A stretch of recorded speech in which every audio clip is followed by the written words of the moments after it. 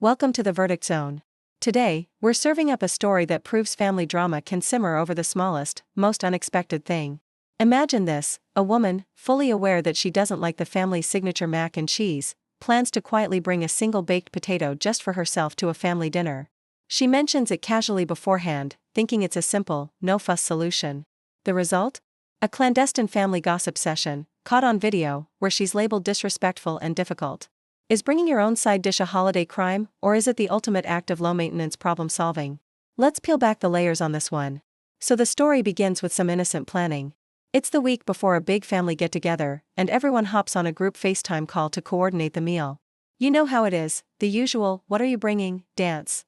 The host, let's call her the aunt, goes around the virtual room asking each person what they'll contribute. When it's our protagonist's turn, she's completely upfront. She says, "I'll bring a dessert for everyone to share, and just so you know, I'll probably bring a baked potato for myself to have with the main course." Now, this isn't some random, out-of-the-blue declaration. There's a history here. The key fact is that everyone in the family knows she doesn't like their mac and cheese. It's not a secret. It's not a new development. It's just a long-standing food preference. She's tried it before, it's just not for her. So, her solution is simple: instead of making a big deal or asking the host to cater to her, she'll handle it herself. Her plan requires zero extra work from the host. She's not asking for a special pan, oven space, or for anyone to prepare it. She's just bringing a single, pre-cooked potato. Seems incredibly reasonable, right?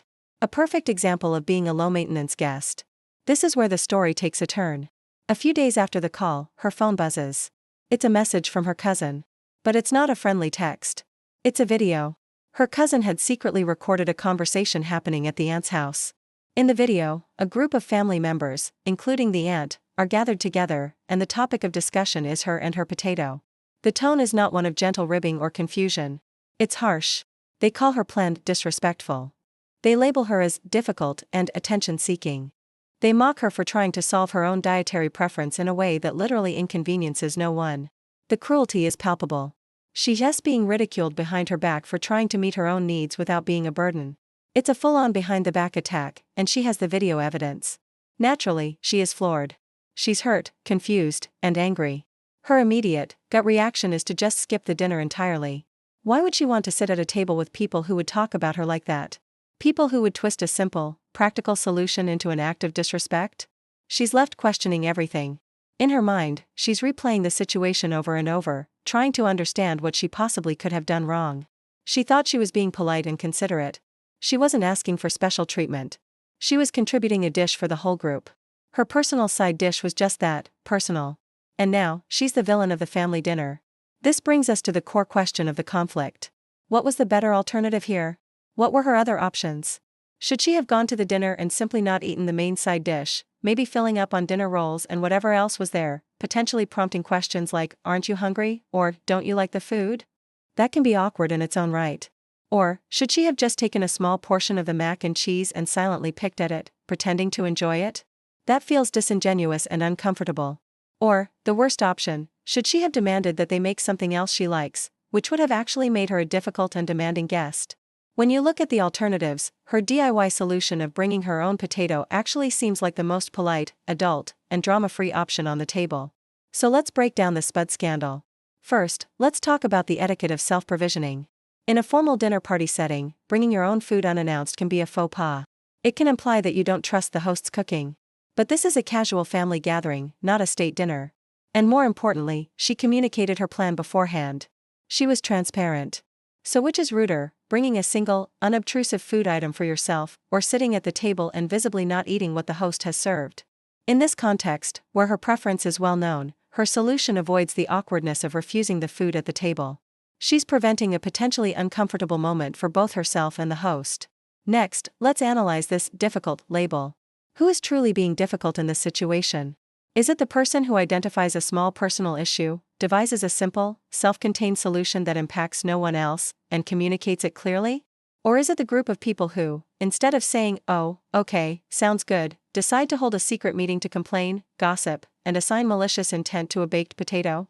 They are the ones creating the conflict. They are the ones expending energy to be offended. Her solution is the definition of easy. Their reaction is the definition of difficult. And finally, we have to talk about the video betrayal. This is what elevates the situation from petty family gossip to active, undeniable hostility. The act of secretly recording a conversation where you are trashing a family member and then sending that recording to the person being trashed is incredibly aggressive. It's not just talking behind someone's back, it's making sure they know they were talked about. It's a power move designed to isolate and wound. The cousin who sent the video wasn't being a helpful informant, they were either stirring the pot or participating in a coordinated act of bullying. This act removes all plausible deniability. It proves that the family's issue isn't with the potato, it's with her. So what should she have done? As we considered, pretending to like the food is a path to resentment. Eating just rolls is a path to hunger and awkward questions. Her plan was proactive and honest. It seems the only thing she could have done differently was to have a family that wasn't looking for a reason to create drama.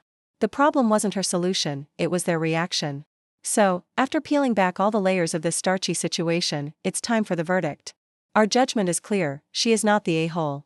Her plan was the absolute epitome of being a low-drama, considerate guest.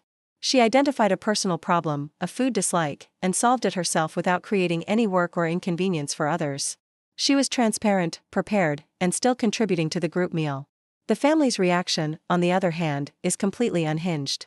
To hold a secret gossip session, to label her disrespectful, and especially to have it recorded and sent, is controlling, needlessly cruel, and frankly, bizarre. They manufactured a conflict where absolutely none existed. And the moral of the story? Sometimes, the most peaceful option for a family gathering is to bring your own potato, and your own peace. Don't let anyone else season your holiday with their unnecessary drama. Life is too short to eat food you don't like or to tolerate people who thrive on negativity. So what do you think? Would you bring the potato, or would you just skip the dinner entirely? What's the right move in a situation like this? Let us know what you think and debate the spud strategy in the comments below. Thanks for watching The Verdict Zone, and don't forget to subscribe for more verdicts on family, food, and all the absurd fights in between.